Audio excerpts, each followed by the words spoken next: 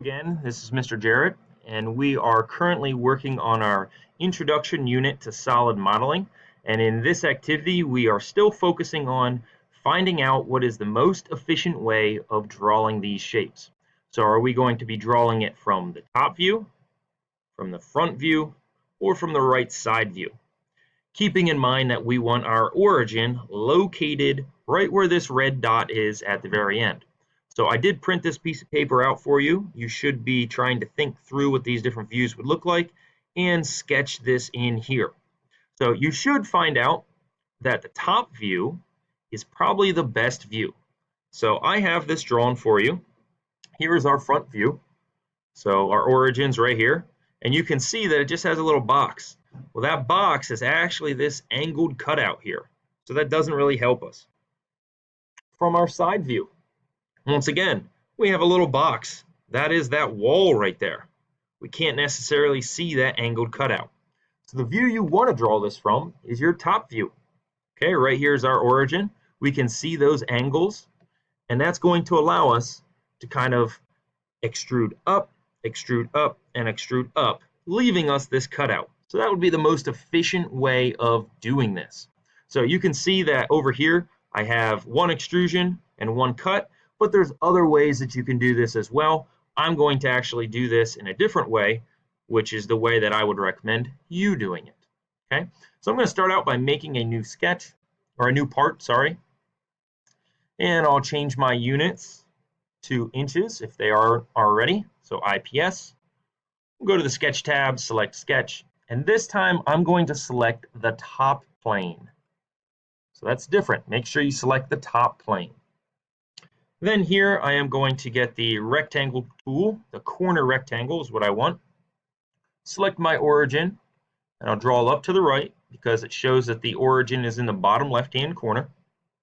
I'm going to get the line tool, click on this bottom line, and draw up on an angle. Okay, I'll hit Escape. I'm going to do that one more time. So bottom line, but this time I'm going to go to the right side of this rectangle. Now from here, I can go ahead and actually dimension everything. So the total width all the way across is 1.5. The total depth is 1.25. And then it shows that from the left line to the start of this angle, so notice I clicked on that dot, that is a distance of 0.25. And the top half of this, so the left line to that top dot of the angle, that is a total distance of 1. So notice I don't need degrees or anything like that. I just use the dots. So where did this line start and where did that line stop? So we're going to do the same thing down here. So from the bottom dot all the way over to the far right line, that is 0.5.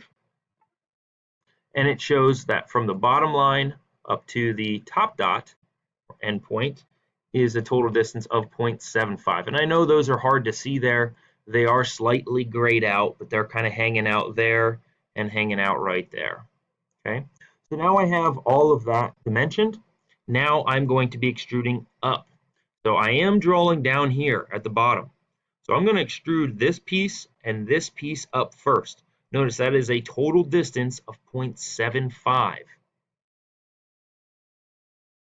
Oops, wrong one.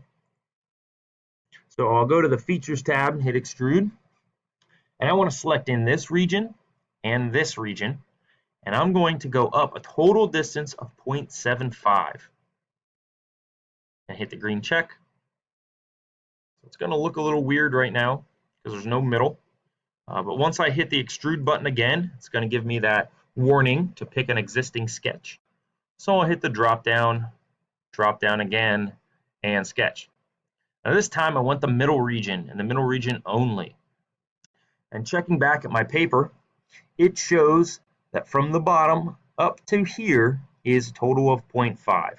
So I only need to go up 0.5 this time. Change that measurement to 0.5. Hit the green check, and you can see now I have my shape. So let's change our material.